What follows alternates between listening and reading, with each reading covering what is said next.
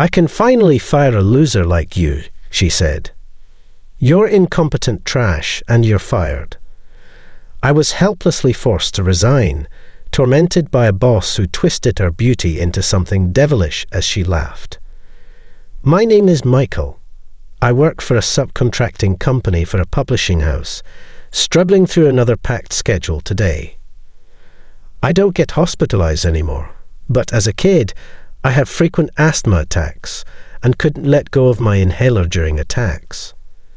At night, I couldn't lie down to sleep without endless coughing and breathing difficulties, so I just propped up some pillows and pretended to sleep.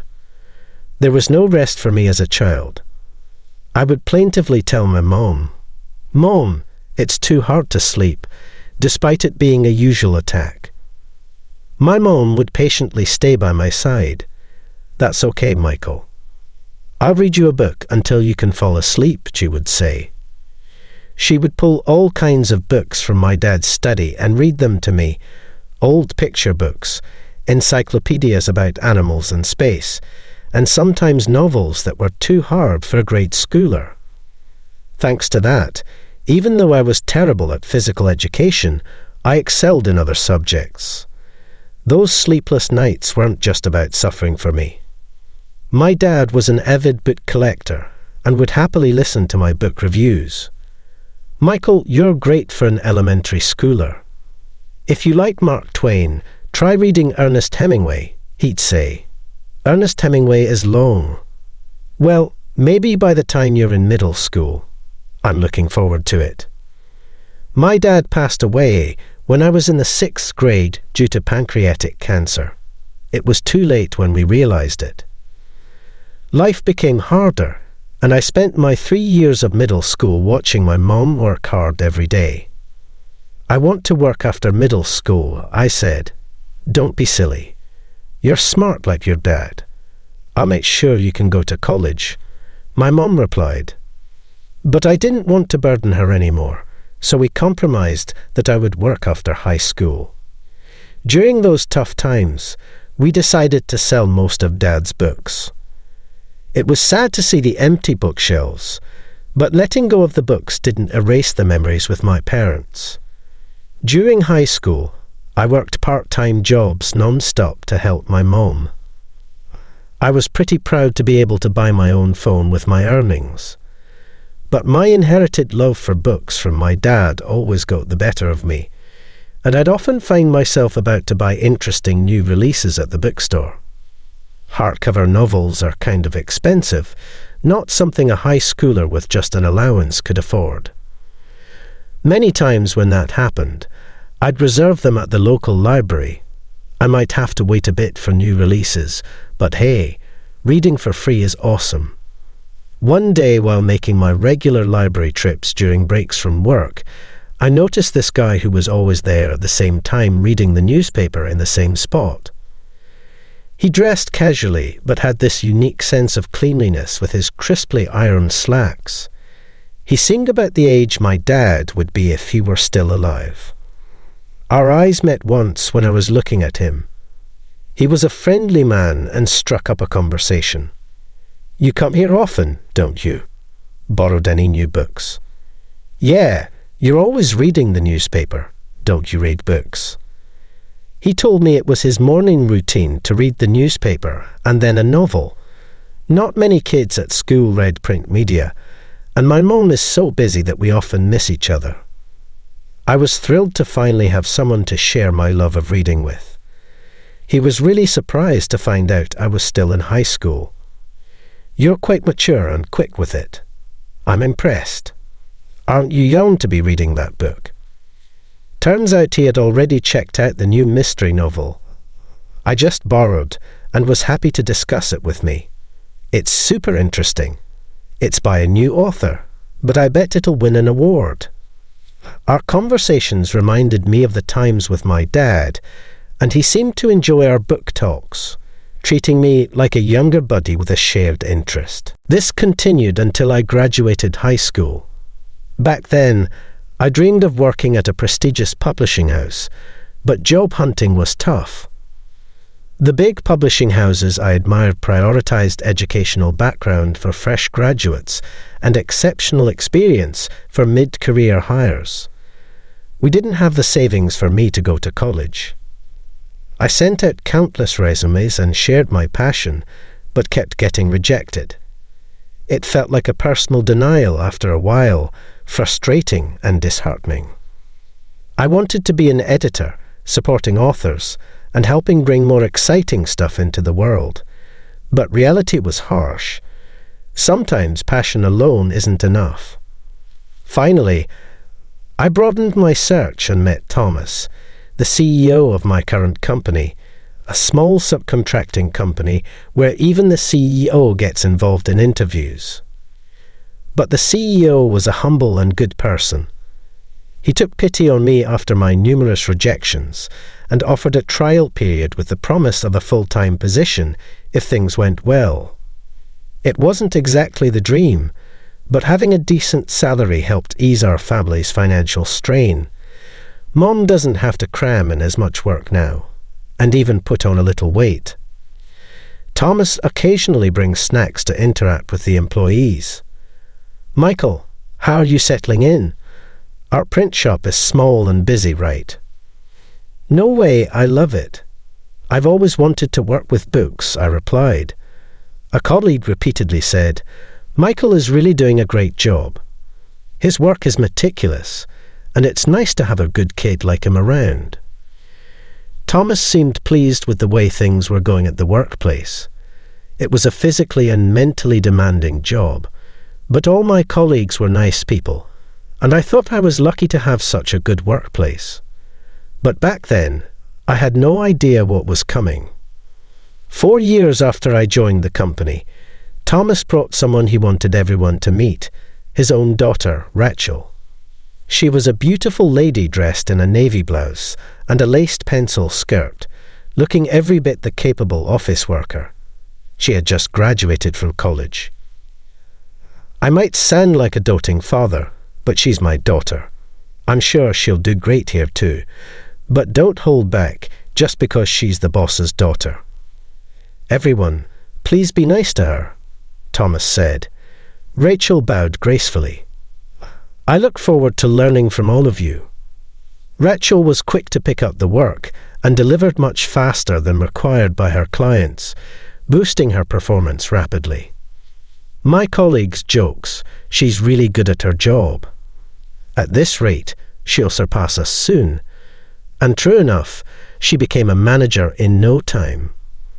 After Rachel became a manager, Thomas seemed completely reassured and stopped coming to the workplace. That's when Rachel started showing her true colours. Sometimes she'd scold her subordinates, saying, "Why are the deadlines always late? Don't tell me you're slacking off under the guise of external meetings."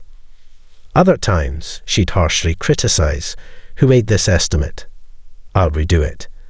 If you can't handle it, don't add unnecessary work." The workplace atmosphere grew progressively worse.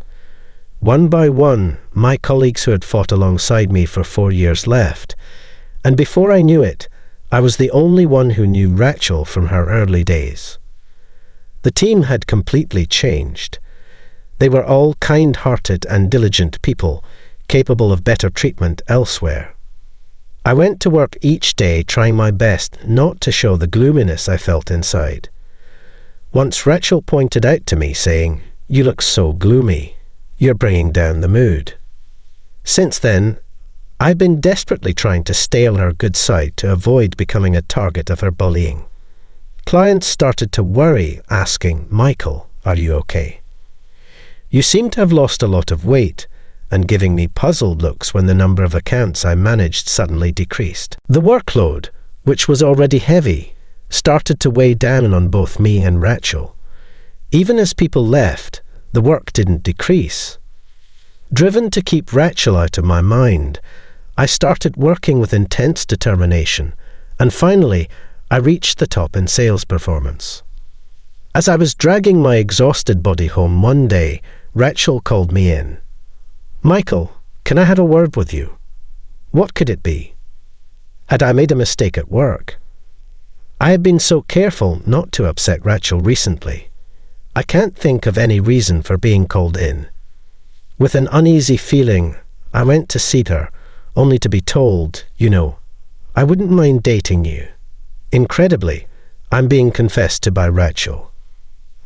I can't make sense of it. I mean, I'm willing to date you. You're always looking at me, and you talk to me more than any other employees. I thought maybe it's time I reciprocated her attention, because she was difficult to deal with, and my talking to her was to keep the peace, not because I liked her. Was she not aware of how much her juniors feared her? If you date me, even someone with a low educational background like you could climb up the career ladder. Aren't you lucky? I heard about your struggles in a single-parent household and how you barely got into this company, thanks to my father's kindness. On the other hand, I became a manager soon after joining an elite. Honestly, someone like me is too good for you, Rachel said. I couldn't believe she was saying this to someone she was considering dating. I thought she might be playing hard to get, but I can't find her even remotely cute. I firmly declined. Rachel, when did I ever say I liked you? Well, that's the impression you gave with your behavior. I just want to get along with everyone at work as colleagues. I've never seen you as a romantic interest. Sorry if I gave you the wrong idea, I said. Rachel was frozen, clearly not expecting to be turned down. It's awkward to reject someone you don't like. Anyway, see you at work tomorrow. I added, hardly leaving the office, eager to escape the awkward situation. From the next day, Rachel's excessive harassment began. Once, when I returned from an outside meeting, I found my desk completely soaked in water, and the fabric of my chair was stained. It was hot outside, wasn't it? I made it cooler for you, she said. Really? What is she, a high school girl? On another day, the estimate I had finally completed was missing from my computer, and a sample of the magazine we were supposed to deliver was found in the shredder. I suspected Rachel's doing, but there was no proof. I worked all night to finish everything and managed to deliver just in time. So you finally delivered. Incompetent people really have it tough. Be sure to thank the lenient client. She taunted me insincerely. Moreover, she kept piling on overtime work, saying, "Since you can't do your job like others can, you work a bit more. You're stealing a salary, aren't you?" Ever since the day of her confession, it was clear that I was her target for harassment. Perhaps thanks to that, her treatment of other employees, like saying, "Good job, I'll take it from here," seemed to improve somewhat. Thinking that my sacrifice was protecting my juniors, just as my colleagues who had left asked me to, made it more bearable. However, the office girl, scared by her previous behavior, flinched even at normal words of encouragement. One of them bowed apologetically to me and left the room. Seeing this, Rachel clicked her tongue at me. Whether underperforming or overperforming, I was always subjected to her sarcasm, and the overall sales performance was declining. Even if Rachel and I were doing well, it wouldn't sustain a company. I wondered if it was time to report her behavior to the CEO. Then one day an even bigger problem arose. Our printing company had two major clients. One was a major women's magazine, Apple Sapling Publishing. The other was a prestigious William Bucker, known for its serious publications. I got a furious call from Apple Sapling saying the magazine we were supposed to receive still hasn't arrived. Put Michael on the phone. Somehow, I was listed as the responsible person. I had no recollection of taking on such a task, but after their insistence, I had to apologize. I apologized profusely for a mistake I didn't remember making, but they ended the contract, saying, "We will not be doing any business with your company in the future." How did things end up like this? Feeling empty, I was heading back to my desk when Rachel stopped me. Rachel twisted her beauty into a sinister smile. You've really done something terrible, haven't you? Ruining such a big contract. You're not fit for this company. I don't understand, I said. There's no place for you in this company anymore, Rachel continued, seeming to enjoy herself way too much. Now I understand.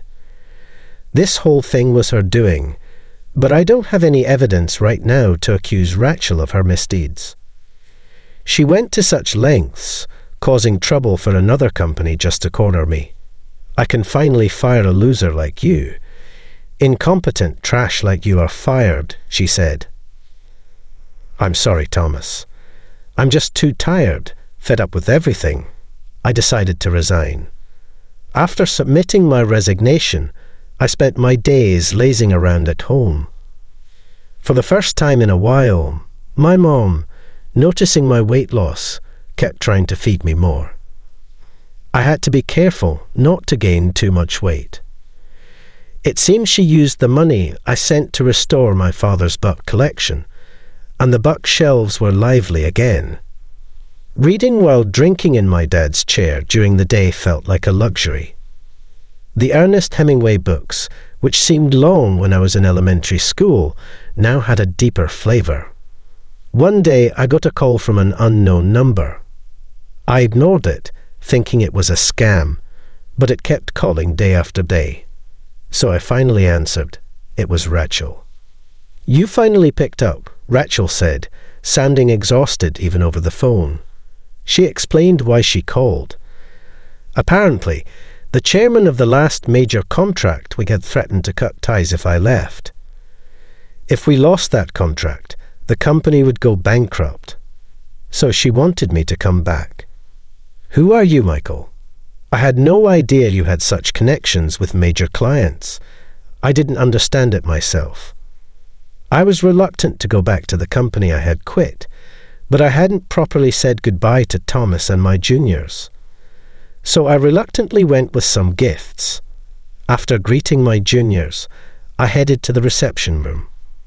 There I found Thomas, Rachel, and, to my surprise, that old man from my high school days. Michael, this is Chairman William, Thomas said. The chairman of William B2, who we always rely on. You seem to know each other. William, now revealed as a chairman, was as cheerful as ever. It's been a while, hasn't it, Michael? I think it's been 5 years since we last met face to face. You seem well too, I said. I had no idea you were the chairman of William BTO. Well, I never mentioned it, William replied.